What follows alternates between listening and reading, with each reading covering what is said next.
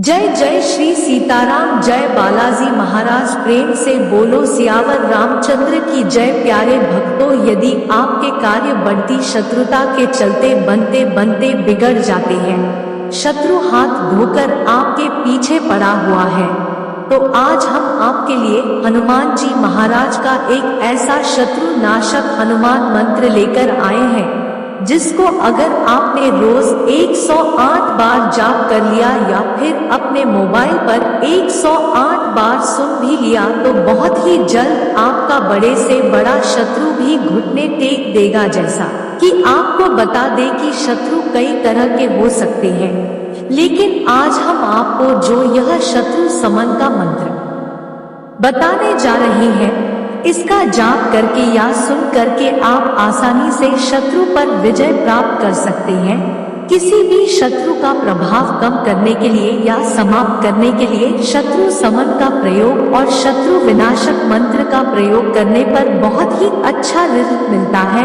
अपने शत्रु पर विजय प्राप्त करने के लिए या शत्रुता को मित्रता में बदलने के लिए आप इस शत्रु नाशक मंत्र का जाप अवश्य करें। अगर आप जाप करने में असमर्थ हैं, आपके पास समय की कमी है, तो आप दिन में थोड़ा सा वक्त निकालकर इसे अपने मोबाइल पर 108 बार सुनकर भी इसका लाभ उठा सकते हैं। और एक बात हमेशा याद रखना, कभी भी जानबूझकर इस मंत्र को बीच में ना छोड़े। जब भी सुन तो कम से कम 108 बार अवश्य सुने। 108 बार से एक बार भी इस मंत्र को कम ना सुने, नहीं तो इसका लाभ नहीं मिलेगा। तो आइए इस मंत्र को अपने मोबाइल पर पूरे ध्यान से 108 बार सुनते हैं, लेकिन उससे पहले वीडियो को दिल से एक लाइक और चैनल को सब्सक्राइब करना बिल्कुल ना भूले। प्यारे भक्तों, मंत्र है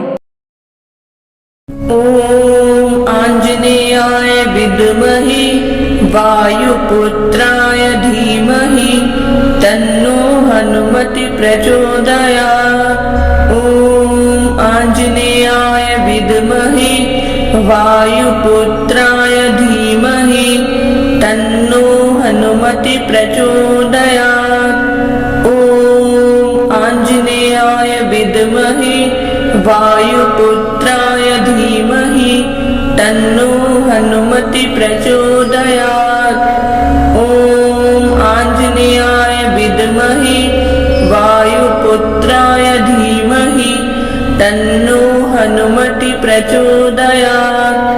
ओम आंजनेयाय विद्महे वायुपुत्राय धीमहि तन्नो हनुमति प्रचोदयात्।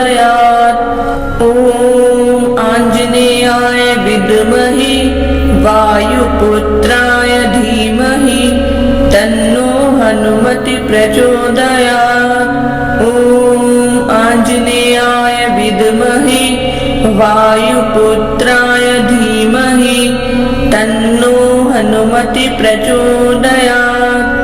ओम आंजनेयाय विद्महे वायुपुत्राय धीमहि तन्नो हनुमति प्रचोदयात्। ओम आंजनेयाय विद्महे वायुपुत्राय धीमहि तन्नो हनुमति प्रचोदयात्। ओम आंजनेयाय विद्महे वायुपुत्राय धीमहि तन्नो हनुमति प्रचोदयात्। ओम आंजनेयाय विद्महे वायुपुत्राय धीमहि तन्नो हनुमति प्रचोदयात्। ओम आंजनेयाय विद्महे वायुपुत्राय धीमहि तन्नो हनुमति प्रचोदयात्। ओम आंजनेयाय विद्महे वायुपुत्राय धीमहि तन्नो हनुमति प्रचोदयात्। ओम आंजनेयाय विद्महे वायुपुत्राय धीमहि तन्नो हनुमति प्रचोदयात्। ओम आंजनेयाय विद्महे वायुपुत्राय धीमहि तन्नो हनुमति हनुमति प्रचोदयात्। ॐ आञ्जनेयाय विद्महे वायुपुत्राय धीमहि तन्नो हनुमति प्रचोदयात्। ॐ आञ्जनेयाय विद्महे वायुपुत्राय धीमहि तन्नो हनुमति प्रचोदयात्। ॐ आञ्जनेयाय विद्महे वायुपुत्राय धीमहि तन्नो हनुमति प्रचोदयात्।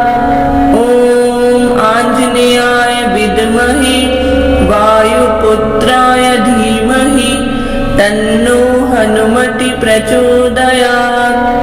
ॐ आञ्जनेयाय विद्महे वायुपुत्राय धीमहि तन्नो हनुमति प्रचोदयात्।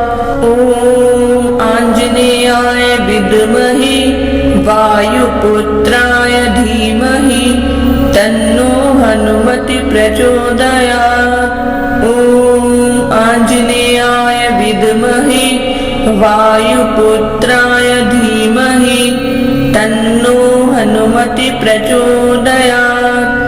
ॐ आञ्जनेयाय विद्महे वायुपुत्राय धीमहि तन्नो हनुमति प्रचोदयात्। ॐ आञ्जनेयाय विद्महे वायुपुत्राय धीमहि तन्नो हनुमति प्रचोदयात्।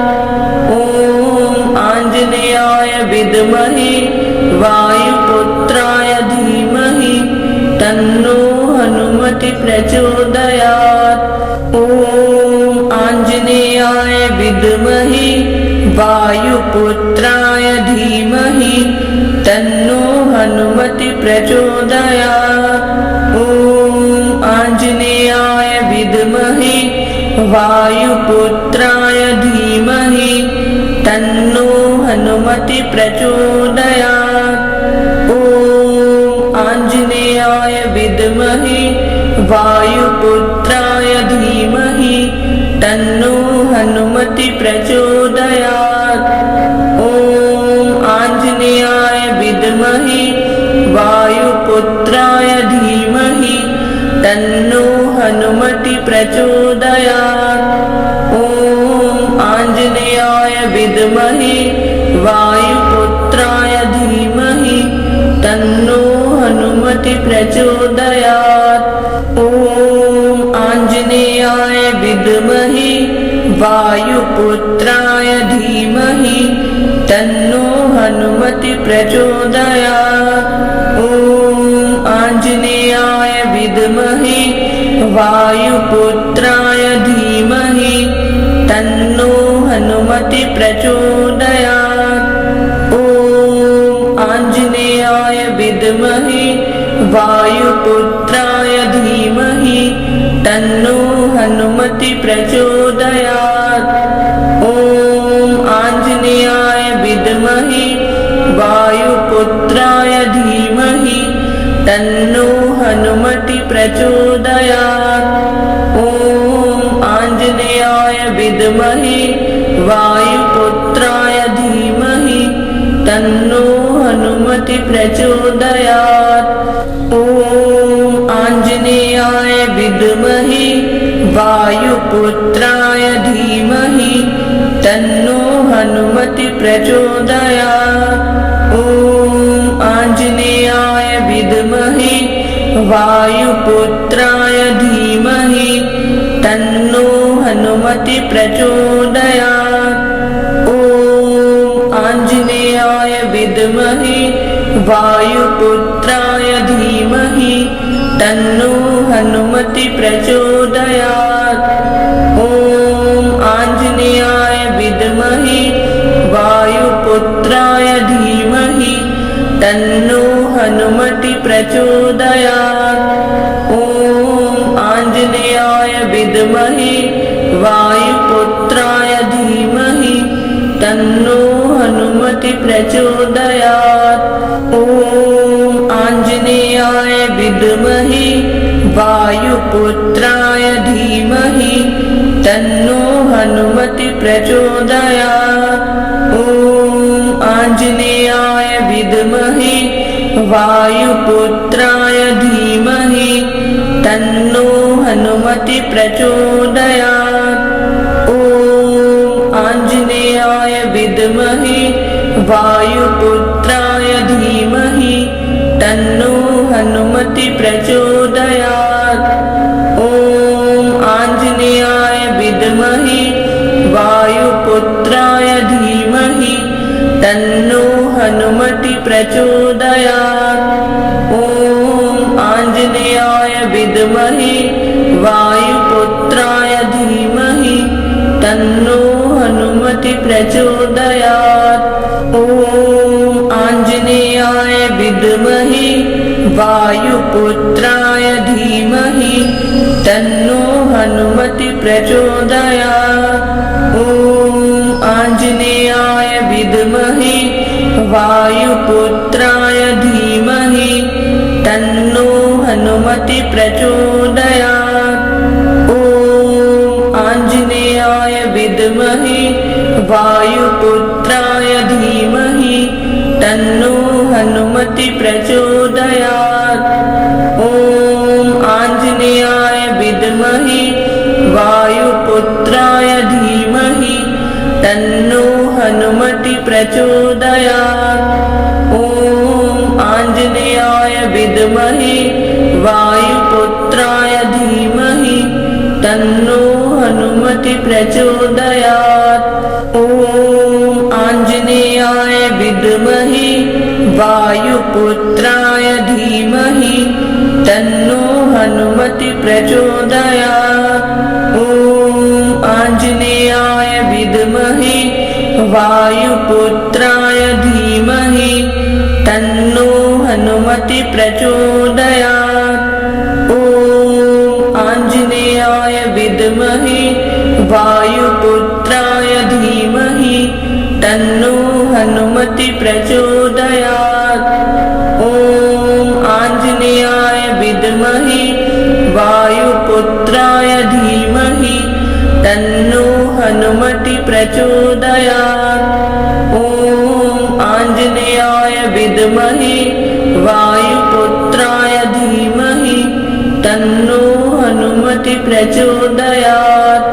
ॐ आञ्जनेयाय विद्महे वायुपुत्राय धीमहि तन्नो हनुमति प्रचोदयात्। ॐ आञ्जनेयाय विद्महे वायुपुत्राय धीमहि तन्नो हनुमति प्रचोदयात्। ॐ आञ्जनेयाय विद्महे वायुपुत्राय धीमहि तन्नो हनुमति प्रचोदयात्। ॐ आञ्जनेयाय विद्महे वायुपुत्राय धीमहि तन्नो हनुमति प्रचोदयात्। ॐ आञ्जनेयाय विद्महे वायुपुत्राय धीमहि तन्नो हनुमति प्रचोदयात्। ॐ आञ्जनेयाय विद्महे वायुपुत्राय धीमहि तन्नो हनुमति प्रचोदयात्। ॐ आञ्जनेयाय विद्महे वायुपुत्राय धीमहि तन्नो हनुमति प्रचोदयात्।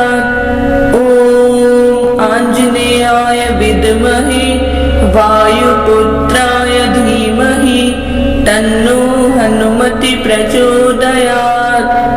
ॐ आञ्जनेयाय विद्महे वायुपुत्राय धीमहि तन्नो हनुमति प्रचोदयात्। ॐ आञ्जनेयाय विद्महे वायुपुत्राय धीमहि तन्नो हनुमति प्रचोदयात्। ॐ आञ्जनेयाय विद्महे वायुपुत्राय धीमहि तन्नो हनुमति प्रचोदयात्। ॐ आञ्जनेयाय विद्महे वायुपुत्राय धीमहि तन्नो हनुमति प्रचोदयात्। ॐ आञ्जनेयाय विद्महे वायुपुत्राय धीमहि तन्नो हनुमति प्रचोदयात्। ॐ आञ्जनेयाय विद्महे वायुपुत्राय धीमहि तन्नो हनुमति प्रचोदयात्। ॐ आञ्जनेयाय विद्महे वायुपुत्राय धीमहि तन्नो हनुमति प्रचोदयात्। ॐ आञ्जनेयाय विद्महे वायुपुत्राय धीमहि तन्नो हनुमति प्रचोदयात्। ॐ आञ्जनेयाय विद्महे वायुपुत्राय धीमहि तन्नो हनुमति प्रचोदयात्। ॐ आञ्जनेयाय विद्महे वायुपुत्राय धीमहि तन्नो हनुमति प्रचोदयात्। ॐ आञ्जनेयाय विद्महे वायुपुत्राय धीमहि तन्नो हनुमति प्रचोदयात्। ॐ आञ्जनेयाय विद्महे वायुपुत्राय धीमहि तन्नो हनुमति प्रचोदयात्। ॐ आञ्जनेयाय विद्महे वायुपुत्राय धीमहि तन्नो हनुमति प्रचोदयात्। ॐ आञ्जनेयाय विद्महे वायुपुत्राय धीमहि तन्नो हनुमति प्रचोदयात्। ॐ आञ्जनेयाय विद्महे वायुपुत्राय धीमहि तन्नो हनुमति प्रचोदयात्। ॐ आञ्जनेयाय विद्महे वायुपुत्राय धीमहि तन्नो हनुमति प्रचोदयात्। ॐ आञ्जनेयाय विद्महे वायुपुत्राय धीमहि तन्नो हनुमति प्रचोदयात्। ॐ आञ्जनेयाय विद्महे वायुपुत्राय धीमहि तन्नो हनुमति प्रचोदयात्। ॐ आञ्जनेयाय विद्महे वायुपुत्राय धीमहि तन्नो हनुमति प्रचोदयात्। ॐ आञ्जनेयाय विद्महे वायुपुत्राय धीमहि तन्नो हनुमति प्रचोदयात्। ॐ आञ्जनेयाय विद्महे वायुपुत्राय धीमहि तन्नो हनुमति प्रचोदयात्। ॐ आञ्जनेयाय विद्महे वायुपुत्राय धीमहि तन्नो हनुमति प्रचोदयात्।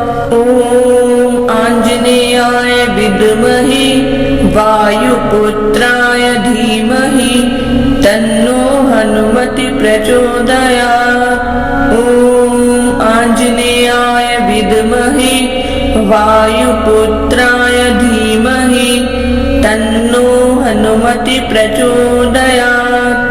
ॐ आञ्जनेयाय विद्महे वायुपुत्राय धीमहि तन्नो हनुमति प्रचोदयात्।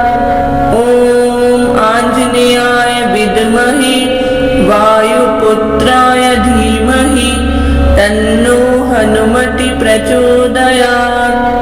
ॐ आञ्जनेयाय विद्महे वायुपुत्राय धीमहि तन्नो हनुमति प्रचोदयात्। ॐ आञ्जनेयाय विद्महे वायुपुत्राय धीमहि तन्नो हनुमति प्रचोदयात्। ॐ आञ्जनेयाय विद्महे वायुपुत्राय धीमहि तन्नो हनुमति प्रचोदयात्। ॐ आञ्जनेयाय विद्महे वायुपुत्राय धीमहि तन्नो हनुमति प्रचोदयात्। ॐ आञ्जनेयाय विद्महे वायुपुत्राय धीमहि तन्नो हनुमति प्रचोदयात्।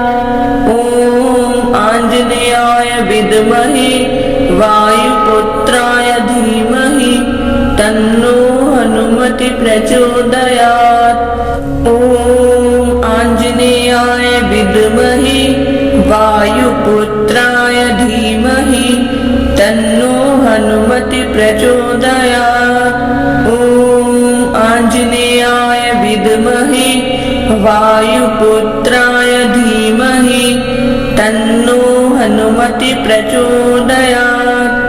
ॐ आञ्जनेयाय विद्महे वायुपुत्राय धीमहि तन्नो हनुमति प्रचोदयात्। ॐ आञ्जनेयाय विद्महे वायुपुत्राय धीमहि तन्नो हनुमति प्रचोदयात्।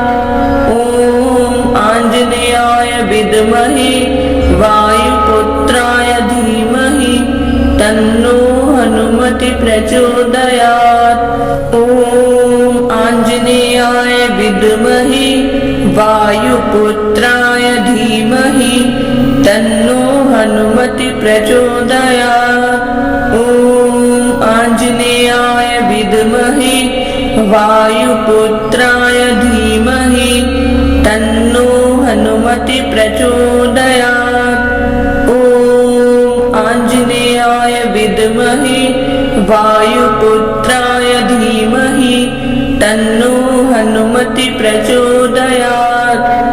ॐ आञ्जनेयाय विद्महे वायुपुत्राय धीमहि तन्नो हनुमति प्रचोदयात्। ॐ आञ्जनेयाय विद्महे वायुपुत्राय धीमहि तन्नो हनुमति प्रचोदयात्। ॐ आञ्जनेयाय विद्महे वायुपुत्राय धीमहि तन्नो हनुमति प्रचोदयात्। ॐ आञ्जनेयाय विद्महे वायुपुत्राय धीमहि तन्नो हनुमति प्रचोदयात्। ॐ आञ्जनेयाय विद्महे वायुपुत्राय धीमहि तन्नो हनुमति प्रचोदयात्।